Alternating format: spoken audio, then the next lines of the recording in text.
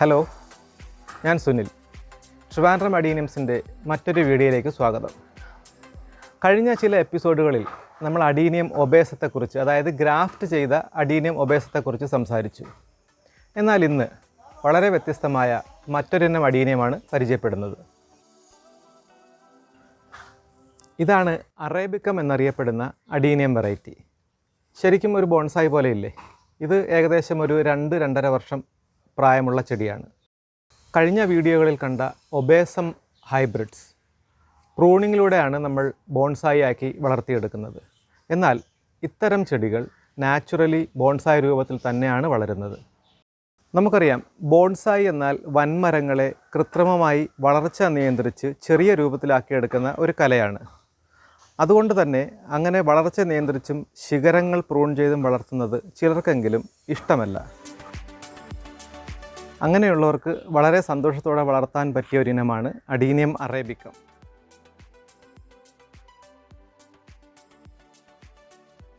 ഇത് നമ്മൾ പ്രൂൺ ചെയ്യുന്നുമില്ല, വളർച്ച നിയന്ത്രിക്കുന്നുമില്ല. അഡീനിയം ഒബേസത്തിലുള്ളതുപോലെ നിരവധി വെറൈറ്റികളുള്ള ഒരു വിഭാഗം തന്നെയാണ് അറേബിക്കവും. അക്കൂട്ടത്തിൽപ്പെട്ട വളരെ മനോഹരമായ ഒരു അറേബിക്കമാണിത്. ഇതിനെ നമ്മൾ ബ്രാഞ്ച് പ്രൂൺ ചെയ്തിട്ടില്ല, വളർച്ച നിയന്ത്രിച്ചിട്ടില്ല. നാച്ചുറലി ഇതേ രൂപത്തിൽ തന്നെ വളരുന്നൊരു ചെടിയാണ്. അറേബിക്കത്തിൻ്റെ പല വെറൈറ്റികളും ഒബേസവുമായുള്ള വ്യത്യാസവും അതിൻ്റെ പരിചരണവുമൊക്കെ ഈ വീഡിയോയിൽ പരിചയപ്പെടുത്തുന്നു.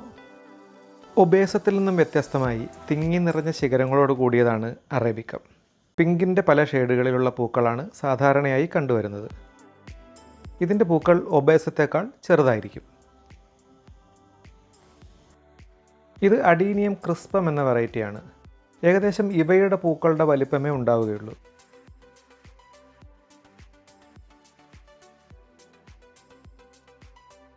ചില അറേബിക്കത്തിൻ്റെ ഇലകൾ വലുതും തിളങ്ങുന്നതുമായിരിക്കും. ചിലത് വെൽവെറ്റ് പോലെ, മറ്റു ചിലത് തീരെ ചെറിയ ഇലകളുമായിരിക്കും. ഇതിൻ്റെ കോഡക്സും ട്രങ്കുമായി വലിയ ഗ്യാപ്പൊന്നും ഉണ്ടാകില്ല.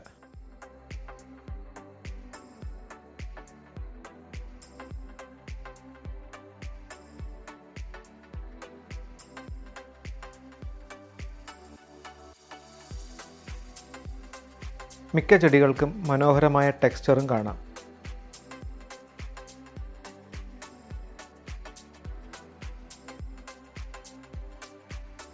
ഇനി കുറച്ച് അറേബിക്കം വെറൈറ്റികൾ കാണാം. ഇത് DNF എന്ന വെറൈറ്റിയാണ്. പെട്ടെന്ന് വളരുകയും നല്ല വലിപ്പം വയ്ക്കുകയും ചെയ്യുന്ന ഒരു അറേബിക്കം വെറൈറ്റിയാണിത്.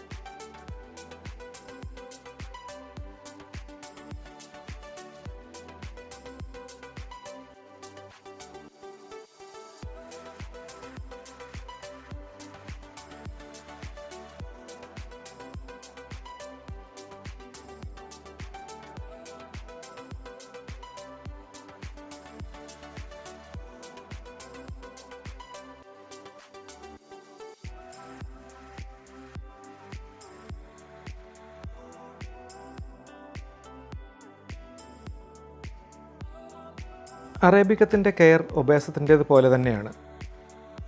നല്ല സൂര്യപ്രകാശത്തിൽ വളർത്തുക, മീഡിയം ഉണങ്ങിയിട്ട് മാത്രം വെള്ളമൊഴിക്കുക എന്നിങ്ങനെ. ഒബേസത്തെക്കുറിച്ചുള്ള മറ്റൊരു വീഡിയോയിൽ കെയറിനെക്കുറിച്ച് വിശദമായി പറഞ്ഞിട്ടുണ്ട്. അതിൻ്റെ ലിങ്ക് ഡിസ്ക്രിപ്ഷനിൽ കൊടുത്തിട്ടുണ്ട്.